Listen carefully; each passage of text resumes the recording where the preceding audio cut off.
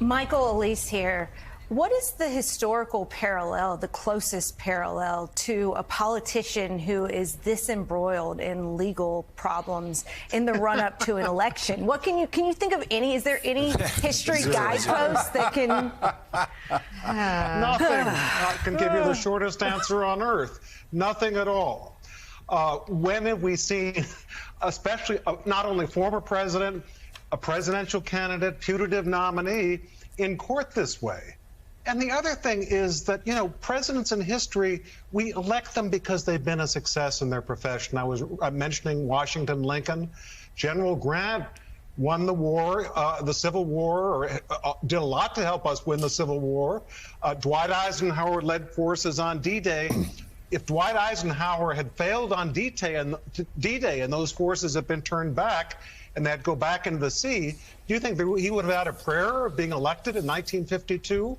So Donald Trump this week is going to be shown as essentially a fraud. This was never a successful businessman, someone who does not obey the law, someone who will not support the Constitution, as I was saying earlier. And more important than that, look at his record as president. Two things, and I'll just say these. Number one, our security and that of our children, we Americans, is protected by an elaborate system of alliances. Joe, you and Mika have talked about it a lot, beginning with NATO. Donald Trump has said, yes, elect me president again, I will vandalize NATO, and under certain circumstances, I'll tell Putin, do whatever the hell you want, direct quote. And the other thing may be just as important. A president is supposed to protect our lives. 4 years ago this month, the horrible COVID pandemic began. How well did Donald Trump do in telling Americans how to protect themselves, in mobilizing the forces of the federal government to be frank about the danger that was here, how people could find some way to make sure that we survive this thing? I leave it to you. I think all this year, day after day, we should say, what was Donald Trump doing 4 years ago today to avert 1 million deaths? Didn't happen. Joe, listening to Michael Beschloss and everybody else here in the panel today, talking about the myriad of issues and the weight of the problems, financial and political, that Donald Trump carries each and every day, I'm just thinking that we have been carrying this fugitive from justice in our history literally for over 3 decades, before he even became a real public figure, appearing on The Apprentice and running and winning the presidency of the United States. And I used to think I had some sort of an answer, that he, was a master of focusing in on people's anger and resentment about things around their lives, and that's one of the reasons he won. I no longer have an answer to it. I mean, he's been around and survived all of these incredible, weighty legal and political issues, and he's still here, still a free man. I have no explanation for this, Joe. What do you think? Well, while you were talking, I just thought about something that Barack Obama said.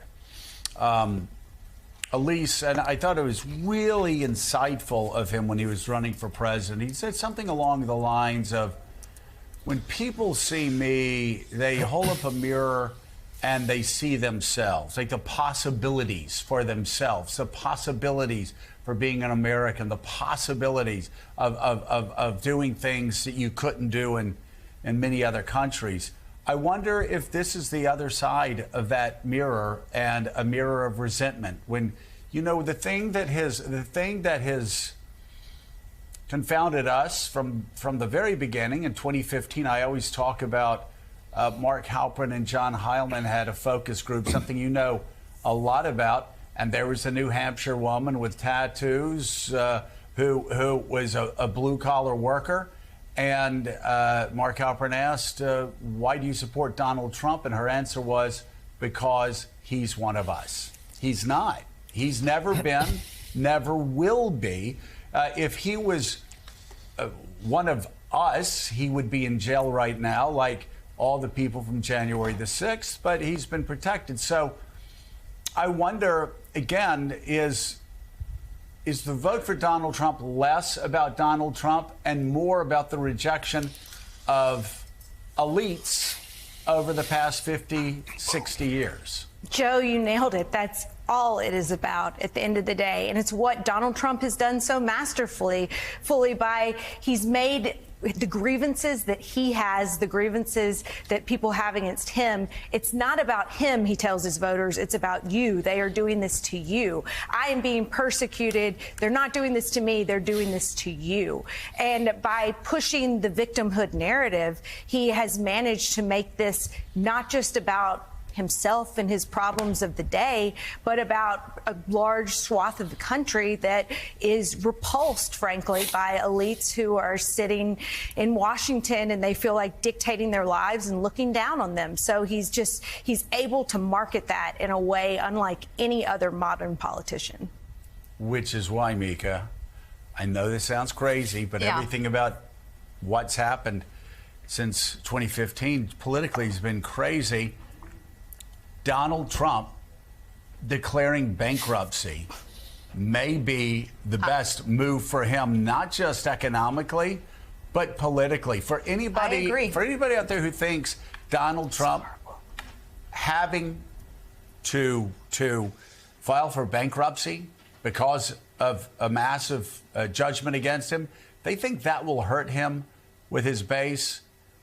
They haven't been paying attention over the past 7 years, because it would not. It would hurt his pride. I don't think he'll do it because of his pride.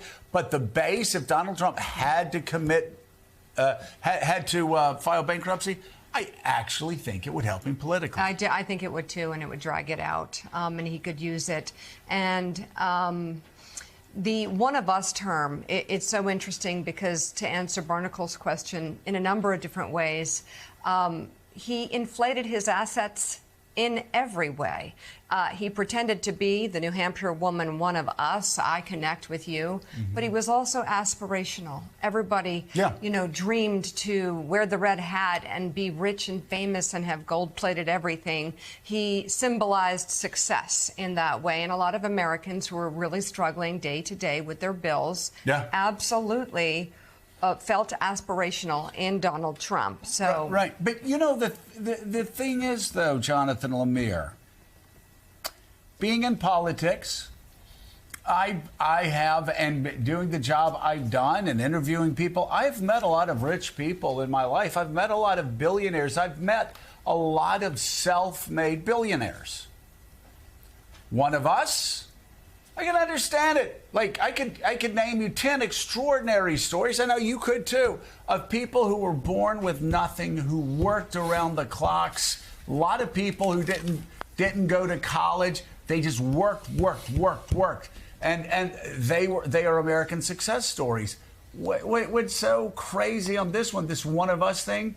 Donald Trump inherited the equivalent of $400 million, lost it all. I mean, He's not one of them, never was one of them, which is why this whole one of us argument is confounding. I think it was Tom Wicker that had a book about Richard Nixon called One of Us. Nixon was born, in a struggling family, just like Reagan. You could talk about Carter there. A lot of presidents, Gerald Ford, that grew up. Bill Clinton that grew up and could say, hey, I'm one of you. I grew up like you. I understand what you're going through with your family. Joe Biden, my God, better than anybody else right now, understands what people go through when they struggle. Not Donald Trump.